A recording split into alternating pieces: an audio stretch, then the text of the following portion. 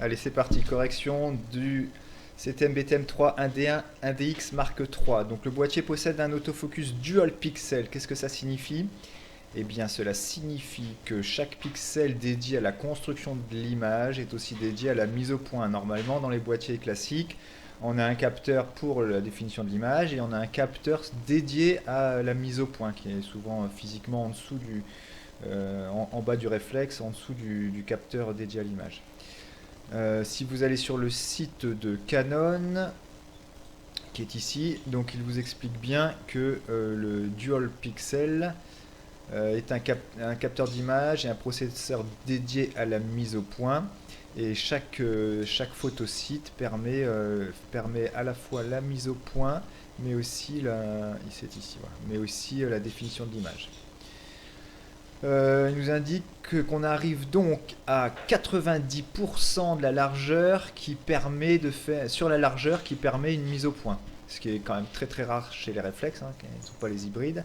Et sur la hauteur, on a 100% de l'image qui est dédiée également à la mise au point. Donc une véritable avancée technologique pour les réflexes qui gardent encore une avance sur la photo sportive notamment, en plus de tous les autres, de toutes les autres qualités qu'on a déjà citées.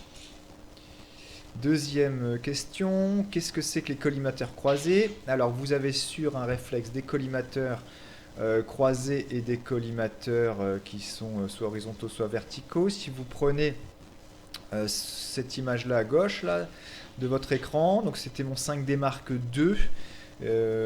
On avait un seul collimateur croisé qui était au centre, donc collimateur croisé qui est plus réactif, qui permet la mise au point de sujets à la fois horizontaux et verticaux. Et dans les sujets de faible luminosité, c'est pareil, c'est appréciable par rapport à des collimateurs qui sont soit horizontaux, soit verticaux. Donc tous les autres ici à la périphérie, donc qui sont quand ils sont horizontaux, ils permettent plus facilement de la mise au point sur des sujets verticaux. Quand ils sont verticaux, ils permettent plus facilement la mise au point sur des sujets horizontaux. Ces collimateurs à la périphérique, dès qu'on est en faible lumière, c'est quand même beaucoup plus difficile d'avoir une mise au point rapide et précise. Donc sur le 1DX Mark III, nous avons 191 collimateurs et il y en a 155 de type croisé, c'est-à-dire qui sont extrêmement performants en basse lumière et quelle que soit l'orientation du sujet. Et couvrent quasi une grosse proportion de l'image, hein, donc une véritable avancée par rapport aux boîtiers qui ont une dizaine d'années, voire aux boîtiers bas de gamme, moyenne gamme qu'on trouve encore aujourd'hui. Troisième question, citer les boîtiers équivalents d'autres constructeurs. Eh bien, chez Nikon, c'est la série des D, D3, D4, D5, on doit être au D6 maintenant, type Sport. Chez Sony, ce sont les Sony Alpha 9. Et chez Fuji, il n'y a pas de boîtier dédié à l'hypersport, puisqu'on est plutôt sur des APS-C ou du moyen format.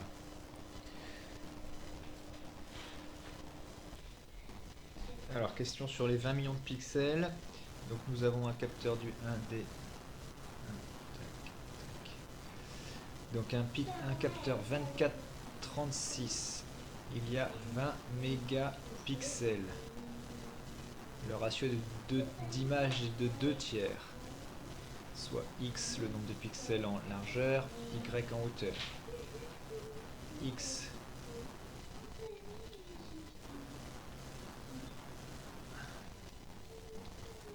x, y est égal à 20 millions de pixels. On va mettre plein de zéros si vous n'aimez pas les 10 puissance 6. Et x est égal à 3 demi de y. Deux équations à deux inconnus. Première équation, deuxième équation. On utilise la valeur de x de la deuxième équation qu'on réinjecte dans la première équation, ce qui donne x, donc 3 demi de y, multiplié par y est égal à 20 millions. 3 demi de y carré est égal à 20 millions. 3 y carré, on passe le 2 de l'autre côté. Donc il permute. Alors, regardez bien la pédagogie du XXIe siècle. Hop. Il permute au numérateur de l'autre côté. Comme ça. Donc ça fait 20 millions. Ça fait 40 millions.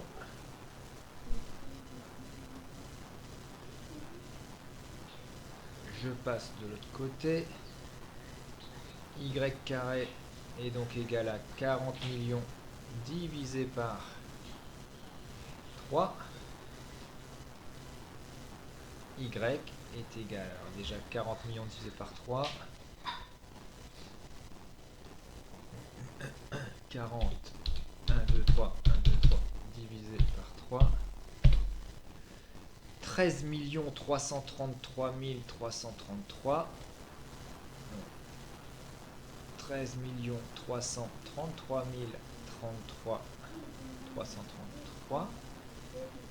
Ça c'est y carré. Donc y égale racine de 13 333 333. Calculatrice. Racine de ce truc là, si on peut. Ah, pas de racine là-dessus. Oh, ce bazar. C'est Miro ou quoi? Ouais, je vois un 2 là, un 2 avec un X, un 3 avec un S, un Y avec un X, un 10 avec un X tout petit, un Pas de racine, c'est quoi ce LOG. bordel? Calculatrice. Standard. Ah, c'est celui-là. Donc racine de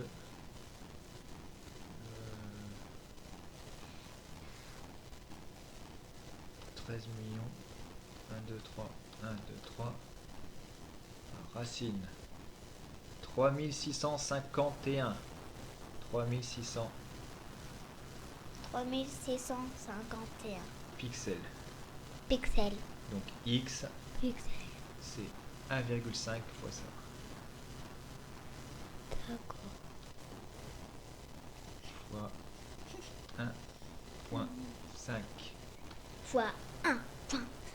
5477. 5477 Pixels. pixels. Voilà. Ça fait je sais pas combien.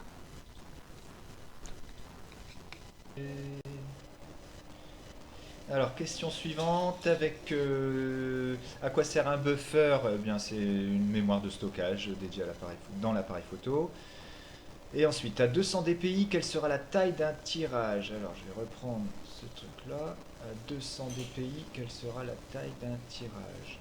Donc, ici, si je simplifie et je dis que nous avions 3000, peut-être écrire 3650 pixels sur la largeur et 5480 sur le plus grand côté. Ma question, je l'ai oublié. C'est à 200 dpi, quelle sera la taille du tirage? Pardon. Donc à 200 dpi signifie que nous aurons 200 pixels par pouce pour 2,54 cm.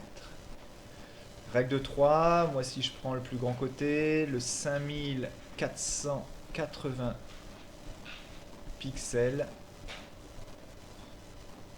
ça fois ça divisé par 200, donc 5480 multiplié par 2,5 divisé par 200.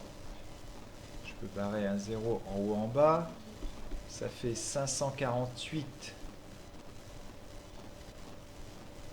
divisé par 2 fois 10 fois 2,5.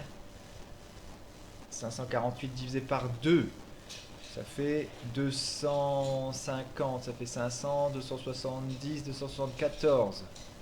Donc 274 dixièmes, donc 27,4 fois 2 et demi.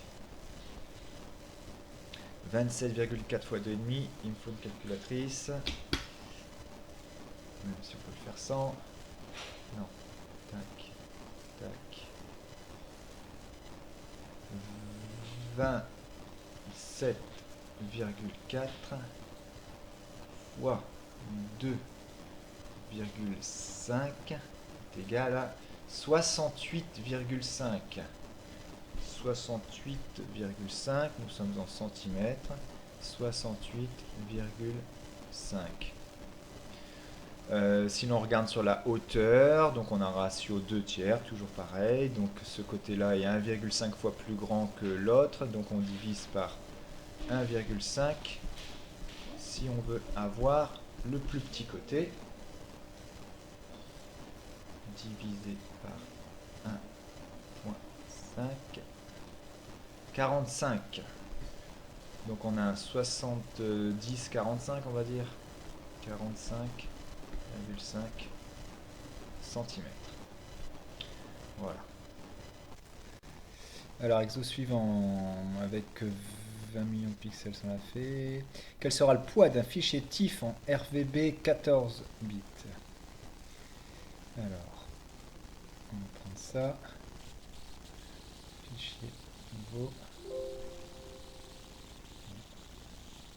Donc, on est en 14 bits, poids d'un fichier. Le poids est égal au nombre de pixels, 20 millions, multiplié par le nombre de couleurs, RVB, 3 couleurs, multiplié par le nombre d'octets. Donc 8 bits est égal à 1 octet. Et là, on en a 14. Donc c'est 14 divisé par 8. 14 huitièmes d'octet. Ça fait 7 quarts. Ça fait 3,5 demi. Et ça fait 1,75 octets. Donc multiplié par 1,75.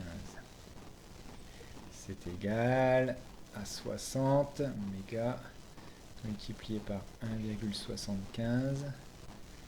Je vais le faire comme ça. 60 multiplié par 7 quarts. 6 fois 7, 42. 420 quarts. Ça fait 210 demi. Ça fait 105 mégaoctets. Voilà la réponse.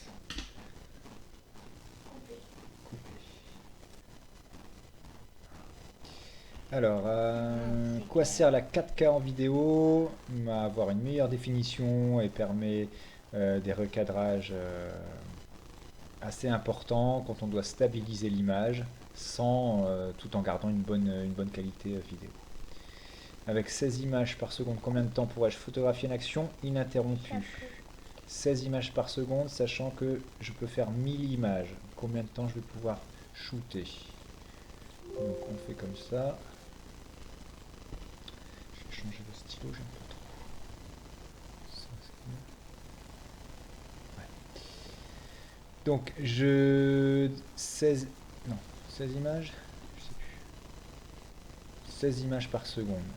16 images. Bien. Pour 1 seconde. La question est la suivante.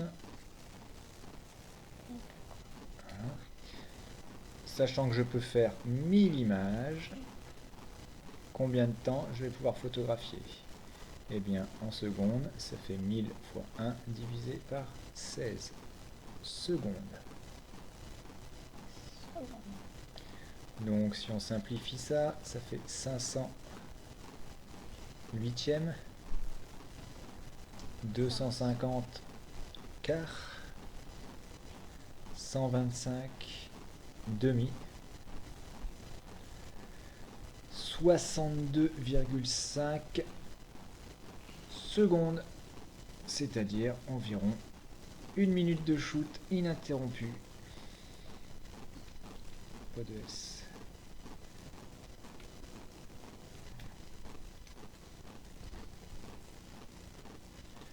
Suite. Chaque photo ayant un poids de 24 mégaoctets en RAW, combien d'images peut-on mettre sur une carte de 64 Go, puis 1 teraoctet? 24 mégas pour chaque image. Donc 24 mégas pour chaque... Non. Je dis quoi? Je dis 24 mégas. Voilà. Donc une image est égale à 24 mégaoctets pour 64 000 mégas, 64 gigas. Je rappelle, octet, kilo-octet c'est 1000, mégas encore un rapport 1000, giga et téraoctet.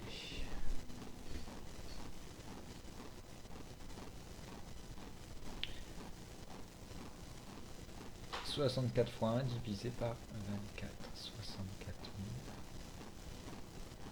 divisé par 24. 32 000. 12 et 12, 24.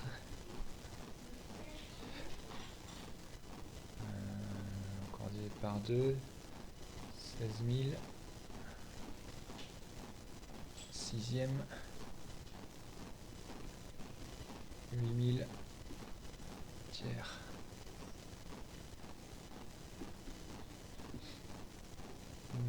De 4, 6.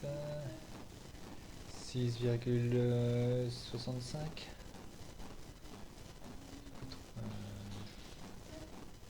Non.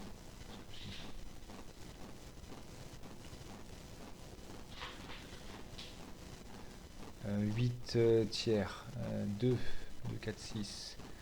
2,65. Donc 2,65. Il y a 3 zéros. 2650 photos. Pour 1 Tera. Donc 1 Tera c'est 1000 gigas. 1 million de mégaoctets. On se retrouve avec 1 million divisé par 24. 500 000. 12e. 250 000. 6e. 125 000. Tiers.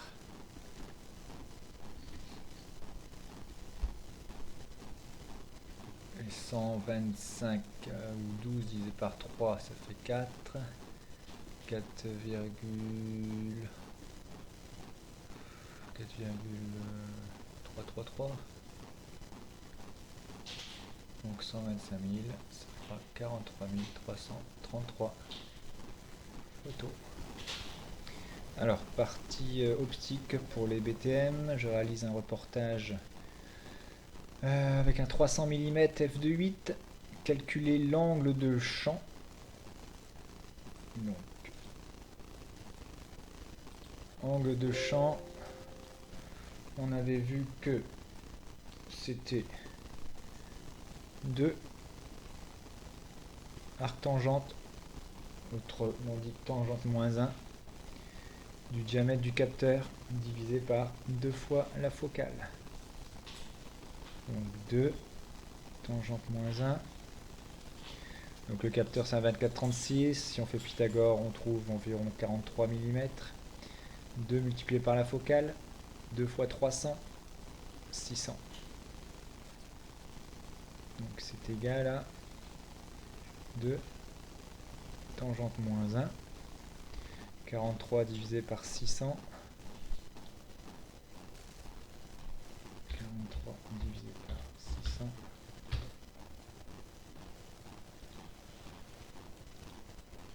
0,071 Avec un 6 après, ça fait 0,072.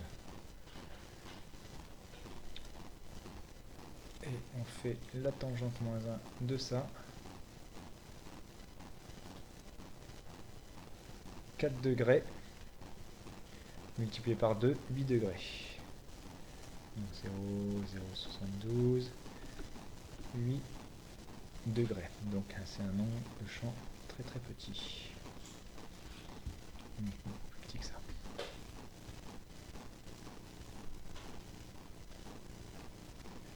Ensuite, avec le converteur 1,4, quelle est la focale? 300 fois 1,4, donc environ 450, un peu moins. Quel est l'inconvénient du converteur? On perd un diaph et la mise au point est beaucoup plus difficile, voire impossible à la plus grande ouverture, ça dépend des boîtiers et des optiques. Si je suis à 50 mètres d'un cerf, quelle taille de cadrage vais-je obtenir? À 50 mètres d'un cerf, quelle taille vais-je obtenir? On va prendre un 450. Donc, 50 mètres. Rappel des définitions. 1 sur la focale est égal à 1 sur distance au sujet plus 1 sur P'. Et grandissement égale P' sur P égale A'B'. Capteur sur taille du sujet photographié. C'est ce que l'on cherche.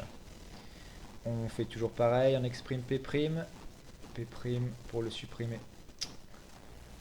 Bon.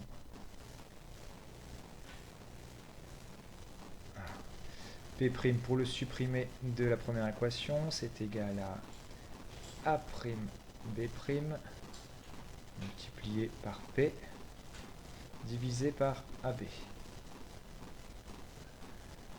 On remplace donc dans cette équation là 1 sur F est égal à 1 sur P plus 1 sur P', donc l'inverse de ça, c'est-à-dire AB sur A'B' multiplié par P. Nous on a dit qu'on cherchait AB, donc on va essayer d'isoler AB.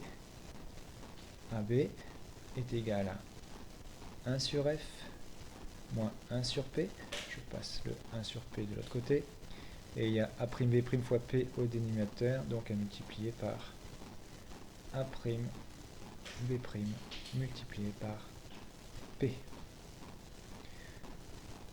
Ce qui donne A'B' fois P sur F moins A'B' fois P divisé par P, il est supprimé. Application numérique, A'B' c'était le capteur, on va dire à 36 mm. Multiplié par P, la distance au sujet, c'était 50 mètres. On va tout mettre en centimètres. 3,6 cm multiplié 1 mètre, c'est 100 cm. Donc 5000 cm. Divisé par F, la focale, un 450 mm. Donc 45 cm. Moins A'B', toujours 3,6 cm. Application avec la calculatrice. 3,6 fois 5000 divisé par 45. 400, c'était facile. Moins 3,6. 400 moins 3,6 égale 396,4 cm. Donc on va cadrer environ 4 mètres.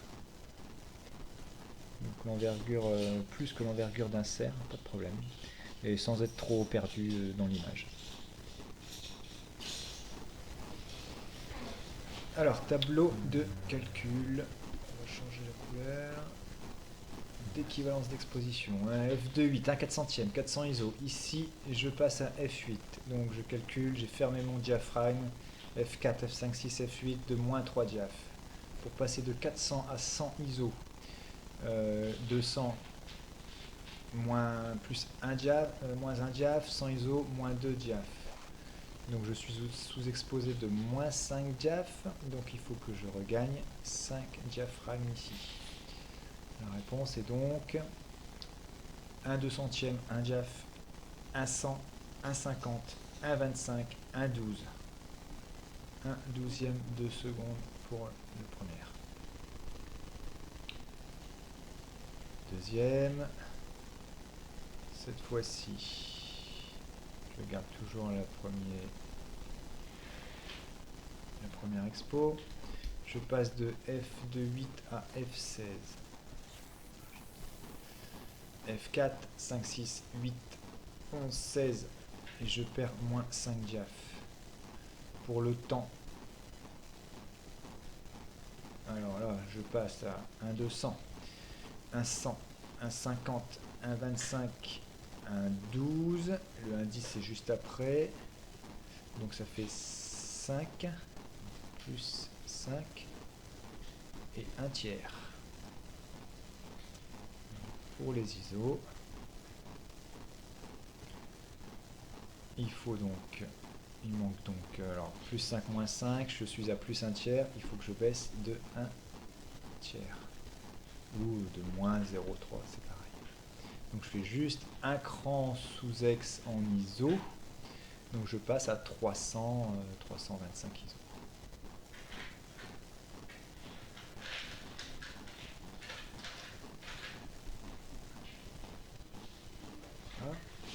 Le dernier, on va changer de couleur, de 1,400 à 1,800, je passe, il y a un diaphragme, plus son moins, de 400 à 12 800, 800, 1600, 3200, 6400, 12 000, il y a 5 diaph, et c'est plus lumineux. Donc je suis à plus 4, je dois donc, avec le temps, avec les ouvertures, baisser de moins 4. Moins 4, moins 1, il y a plus 5. Donc, on ferme à F4, F5, 6, F8, F11. Voilà. Dernier exercice. Quelle est la différence entre Lightroom et Photoshop? Lightroom, on gère juste les expositions et la couleur. Photoshop, on fait du photomontage. À quoi sert un masque de fusion? Masquer des zones de l'image, par exemple. Appliquer certains réglages appliquer un réglage à certaines zones de l'image. Et pourquoi utiliser les calques de réglage? Pour réaliser un travail non destructif, c'est-à-dire revenir en arrière en modifiant le masque de fusion ou le réglage du calque de réglage sans avoir à faire des retours en arrière.